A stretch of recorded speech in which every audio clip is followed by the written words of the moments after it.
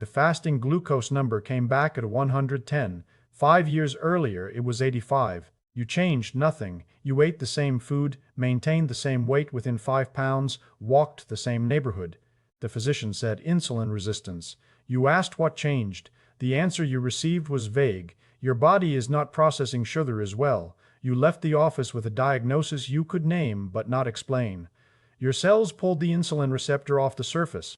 The resistance the number measured is an adaptation. Every cell adjusts its receptor count based on how frequently the signal arrives, and the signal that drives insulin receptor removal is insulin itself.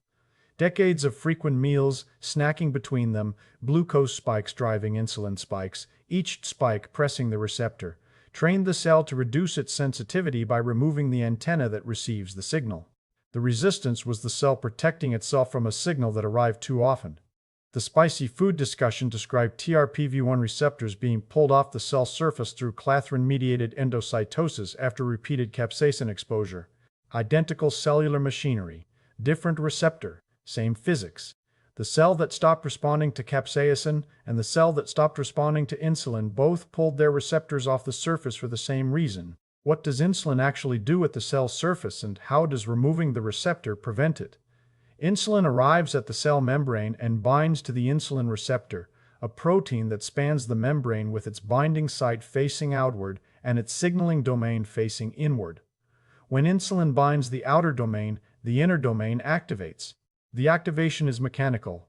Insulin docking on the outer face of the receptor produces a conformational change that propagates through the membrane-spanning domain to the intracellular face, like pressing one end of a lever and watching the other end move, and the intracellular domain begins phosphorylating itself, adding phosphate groups to specific amino acid residues on its own structure.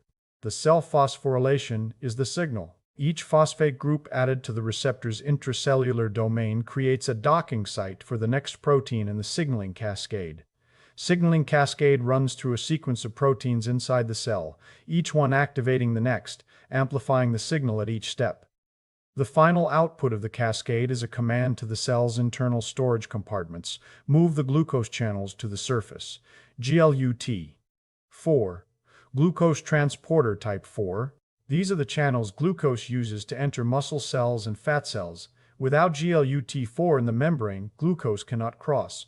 The channels are manufactured inside the cell and stored in vesicles, small membrane-enclosed compartments, sitting just beneath the cell surface, loaded with GLUT4 channels, waiting for the signal to deploy. When the insulin cascade reaches its endpoint, GLUT4 translocation through the insulin-activated ACT pathway moves glucose channels from intracellular storage to the cell surface.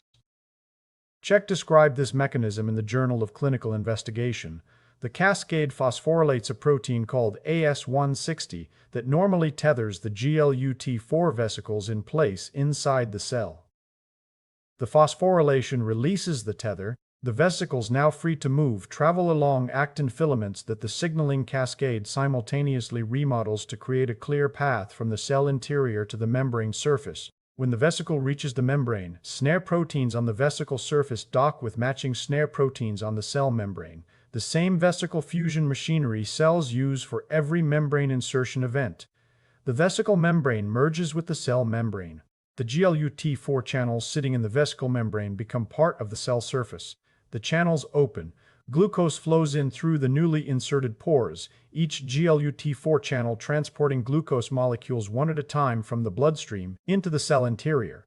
Thousands of channels deploying simultaneously across the cell surface produce a measurable drop in blood glucose within minutes of the insulin signal reaching the cell. The glucose monitor reading that drops after a meal is showing you GLUT4 channels opening across millions of cells simultaneously, each cell deploying its stored channels in response to the insulin signal.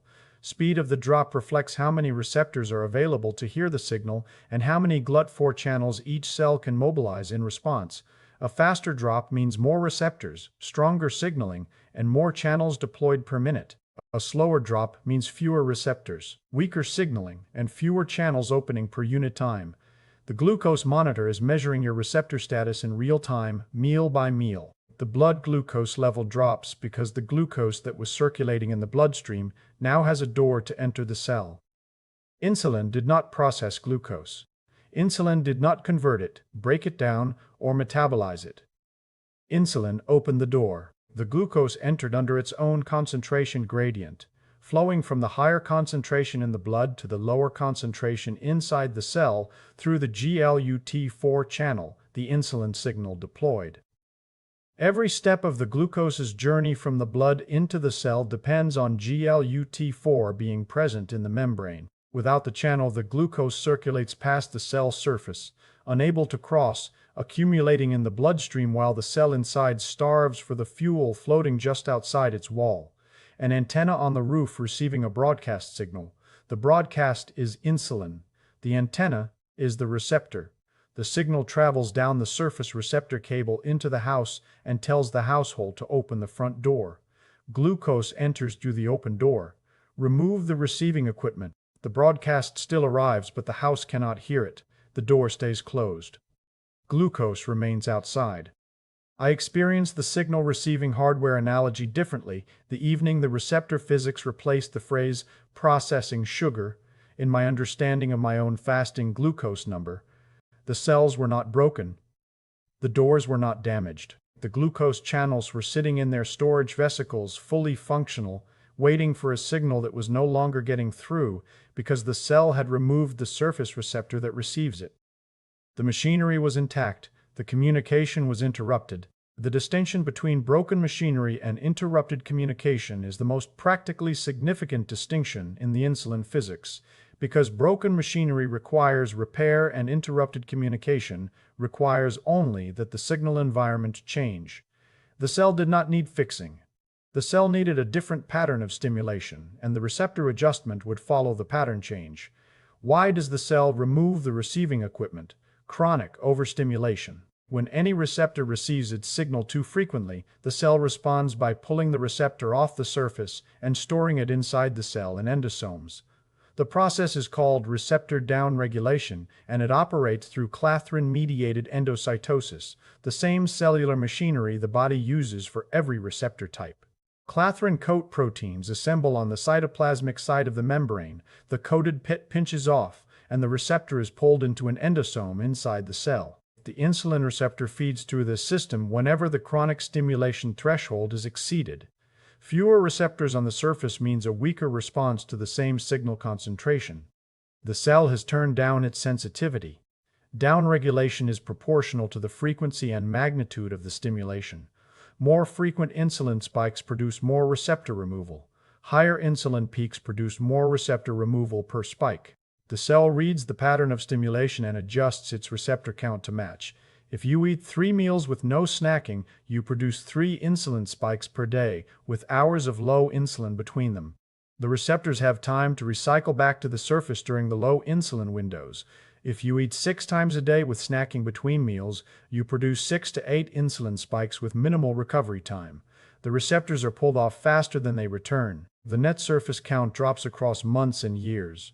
Receptor downregulation through chronic insulin stimulation follows this dose-response pattern through measurable changes in receptor surface density. Receptor internalization in response to sustained ligand stimulation is a regulated cellular response. Saltiel and Kahn established this in Nature.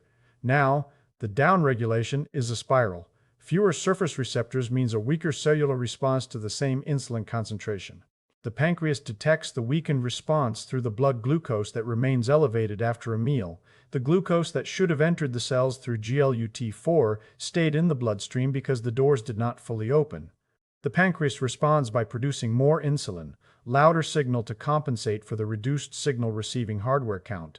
The louder signal reaches the remaining receptors, and the cell reads the louder signal as further evidence of chronic overstimulation. More receptors are pulled off. The signal must get louder still. The spiral drives itself. Fewer receptors demand more insulin drives further receptor removal, further removal demands still more insulin. The arithmetic is slow. Each year the receptor count drops by a small percentage. Each year the fasting insulin rises by a small amount to compensate. Each year the beta cells work slightly harder. The accumulation is invisible on any single blood test because the glucose stays normal. The compensation succeeding even as the underlying receptor count declines. The spiral runs for years behind a normal glucose reading, detectable only if someone measures the fasting insulin level, which standard screening rarely includes. A fasting insulin of 25 microunits per milliliter, roughly 4 times the optimal level, can maintain a fasting glucose of 92 for years. The glucose looks healthy. The insulin tells a different story. The pancreas is working 4 times harder than it should need to because the receptor count has dropped enough to require 4 times the signal to produce the same glucose clearance. The hidden decade between the onset of receptor downregulation and the first abnormal glucose test is the window where intervention is most effective and least likely to occur, because the metric being monitored does not reveal the problem. Well, the spiral physics explained the 5-year drift in my own fasting glucose. 85 to 110 was the arithmetic of a spiral that had been running for years, each year removing a few more receptors, each removal requiring slightly more insulin to produce the same glucose clearance, each increase in insulin driving slightly more removal. The number on the test was a snapshot of a process that had been accumulating silently behind normal glucose readings for possibly a decade before the compensation failed enough for the fasting number to rise. Receptor downregulated, spiral drove the compensation higher. Glucose began rising when the compensation could no longer keep pace. But the fasting glucose number, the one checked first thing in the morning, carries a specific physics most people have never been told. The morning number is new. Glucose the liver manufactured overnight. Why is the morning number the highest number of the day? Dawn phenomenon. Between approximately 4 and 8 in the morning, the liver increases its glucose production rate.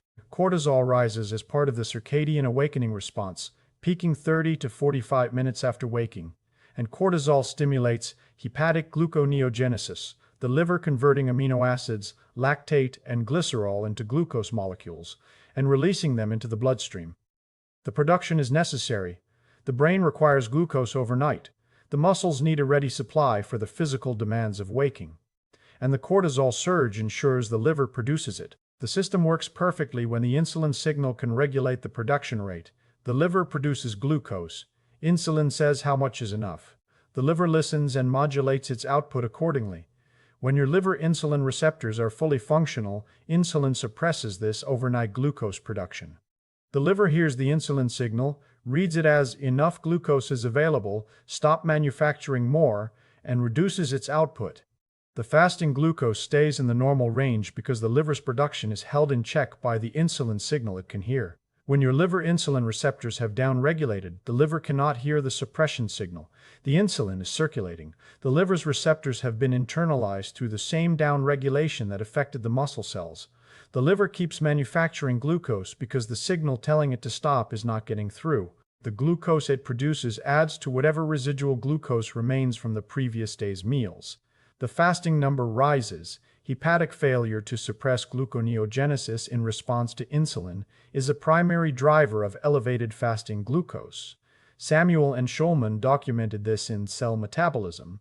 Morning glucose was never about what you ate for dinner. If you eat nothing after 6 in the evening and check your glucose at 7 the next morning, finding it higher than the reading taken at 10 the night before is seeing the liver's overnight production.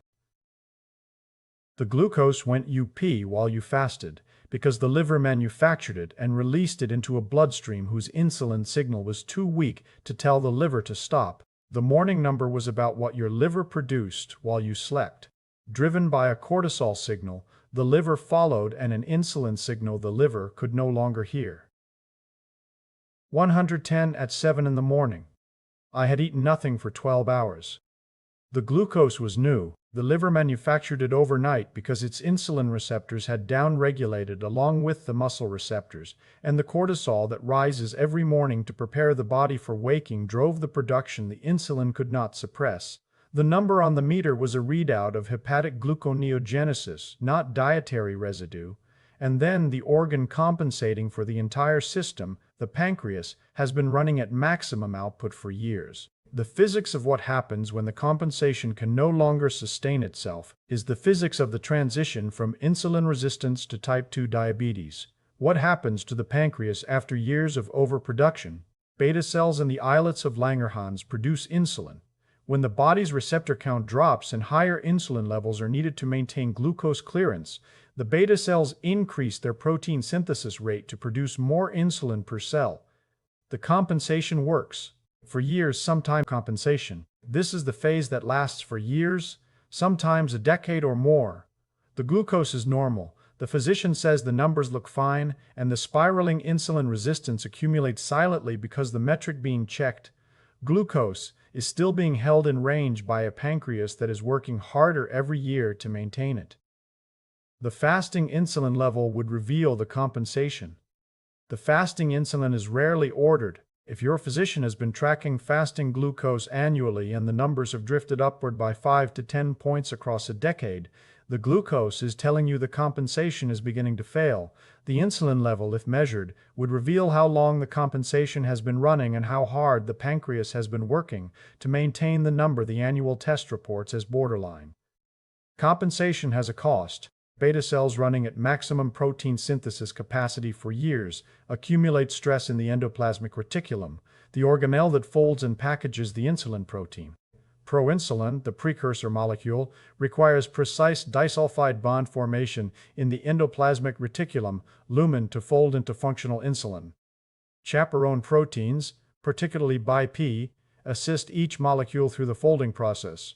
Under chronic overproduction, the chaperones become saturated, misfolded proinsulin accumulates, and the cell activates the unfolded protein response. The cell attempts to reduce the protein synthesis rate and increase the folding capacity of the endoplasmic reticulum. If the stress resolves, the cell recovers.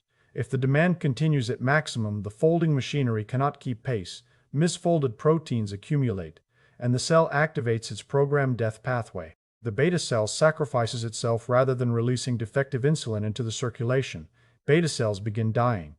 Each dead beta cell represents permanently lost production capacity because adult beta cells have limited regenerative ability.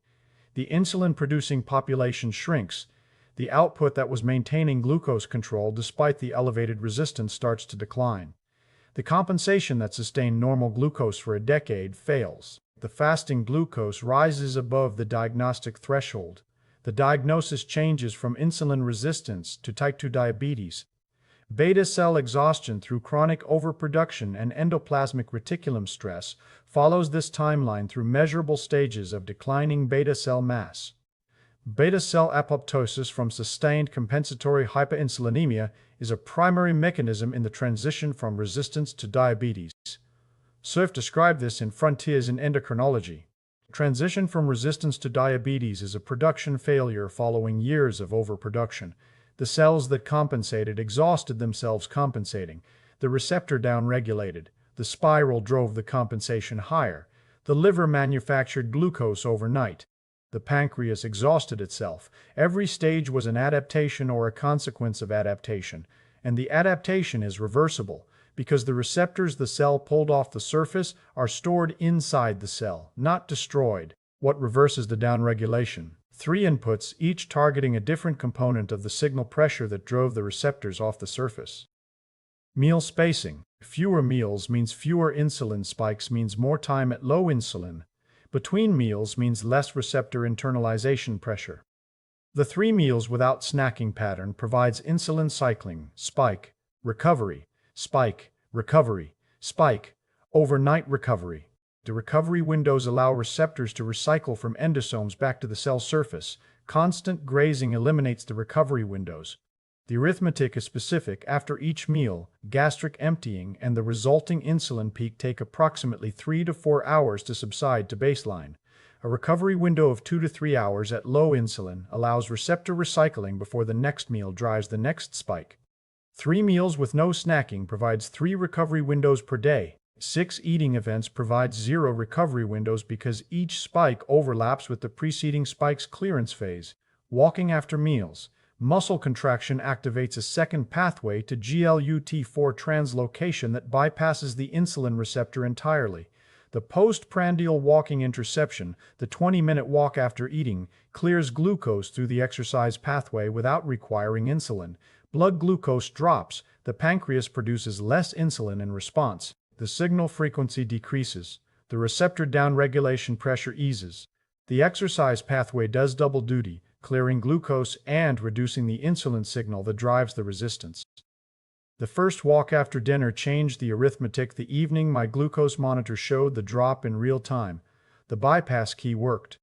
The receptor the cell had removed was irrelevant to the glucose that entered through the exercise lock. The monitor was showing AMPK-mediated GLUT4 translocation, and the number dropped while I watched. The bypass is pharmacologically significant. It means glucose can enter the cell even when the insulin receptor has been fully downregulated, because the exercise pathway uses a completely different signaling cascade that does not depend on the receptor the cell removed. The muscle cell that cannot hear insulin can still absorb glucose if the muscle is contracting. The two keys open the same door through different locks, and the exercise lock still works when the insulin lock is compromised. Walking after each meal is the single most effective non-pharmaceutical intervention for insulin resistance because it simultaneously clears glucose through the bypass pathway and reduces the insulin spike that drives the receptor downregulation. Each walk produces both effects from one behavior. The 20 minutes after eating is the window where the glucose is highest and the walk's impact on blood glucose is greatest. The timing is not arbitrary, it is pharmacokinetically optimal. Eating speed. The glucose peak height, the eating speed discussion described, is upstream of the insulin spike that drives the receptor overstimulation. The same meal eaten faster produces a higher glucose peak, a larger insulin spike, more receptor overstimulation per meal. The same meal eaten over 25 minutes produces a lower peak, a smaller spike, less receptor pressure per meal. Fork speed feeds receptor physics through insulin spike height. A meal producing a glucose peak of 160 milligrams per deciliter triggers approximately twice the insulin release of the same meal producing a peak of 120. Each meal where the fork speed drives the peak higher adds to the cumulative receptor stimulation load the cell responds to by pulling more receptors off the surface. Across 3 meals per day, 365 days per year, the difference between a 20-minute meal and a 6-minute meal compounds into a measurably different receptor stimulation profile across months and years. Now, the membrane fluidity connection, the insulin receptor sits in the cell membrane, and its ability to cluster with other signaling proteins after insulin binding depends on the membrane's fluidity. A membrane rich in unsaturated fatty acids is more fluid, allowing the receptor to move laterally and cluster efficiently for signal transduction. A membrane stiffened by excessive saturated fat or trans fat restricts the receptor's lateral mobility, weakening the signal even when the receptor count is adequate. The membrane composition, determined over months by dietary fat composition, modulates how effectively the remaining receptors function. A membrane that has incorporated more omega-3 fatty acids from fish, flax, or walnuts provides the fluidity the receptor needs to cluster and signal. A membrane that has incorporated more trans fats from processed food stiffens the lipid bilayer and restricts the receptor's movement, weakening the signal even from receptors that are present and functional. The membrane effect operates on a slower timescale than the receptor count effect, weeks to months for the lipid composition to turn over, compared to hours to days for receptor internalization and recycling. Each input reduces the chronic signal pressure or improves the remaining receptor's function. The receptors return to the surface when the signal that drove them off becomes less frequent and less intense. The reversal is not instantaneous. The receptor recycling and membrane remodeling operate on timescales of weeks to months, but the direction is consistent and measurable through fasting glucose and fasting insulin levels that track the receptor resurfacing. Clinical studies consistently show measurable improvements in insulin sensitivity within 2 to 4 weeks of interventions that reduce chronic hyperinsulinemia. The receptor recycling is that fast when the signal pressure drops, the receptors stored in endosomes can return to the cell surface within days of the chronic signal being reduced. The endosome is a storage compartment, not a degradation compartment. The receptors inside it are intact, functional, and ready to reinsert into the membrane when the cellular machinery transports them back to the surface. The recycling pathway runs continuously, and when the internalization rate drops below the recycling rate because the chronic stimulation is eased, the net surface receptor count begins climbing back toward its genetic baseline, and the downstream GLUT4 translocation improves proportionally as the receptor count on the surface increases. Dietary and activity modifications that reduce chronic hyperinsulinemia produce measurable improvements in insulin sensitivity through receptor resurfacing. Peterson and Schulman confirmed this in physiological reviews. Whether your fasting glucose requires clinical intervention, medication, dietary modification, or monitoring is a determination your physician makes through evaluation of your metabolic profile, your hemoglobin A1C, your fasting insulin, and your individual risk factors. The physics teaches what insulin resistance is at the cellular level. The physician determines what your specific numbers require. If your fasting glucose has risen gradually across 5 to 10 years, you may benefit from asking for a fasting insulin level alongside the fasting glucose. The glucose tells you whether the compensation is still working. The insulin tells you how hard the pancreas is working to maintain it. Both numbers together reveal the stage of the spiral the single glucose test cannot show. Insulin resistance was an adaptation. Every cell adjusts its receptor count based on signal frequency, the same physics across 3 receptor systems. 3 receptor systems, capsaicin, adenosine, insulin, all adjusting through one cellular principle, chronic signal, reduced receptor, weakened response. The adjustment is the cell maintaining its own operating range in an environment that pushed it beyond the range the receptor was calibrated for. The word resistance implies something is broken. The physics shows something is adapting. The adaptation reverses when the environment changes. The cell that received insulin too frequently pulled the receptor off the surface, reduced its sensitivity, and waited for the signaling environment to change. The signaling environment is what you eat, when you eat it, how fast you eat it, and whether your muscles move in the hour that follows. Each variable feeds the signal frequency the cell reads when deciding how many receptors to maintain on its surface. The reversal is giving the cell a reason to put the receptor back. Every input that reduces the signal frequency or lowers the spike height gives the cell a reason to recycle the receptor back to the surface. Every input changes the signal environment the cell reads when deciding how many receptors to maintain. The resistance was the answer to a signal that came too often. The reversal is a signal that comes less often. The cell adapts in both directions. The direction depends on you.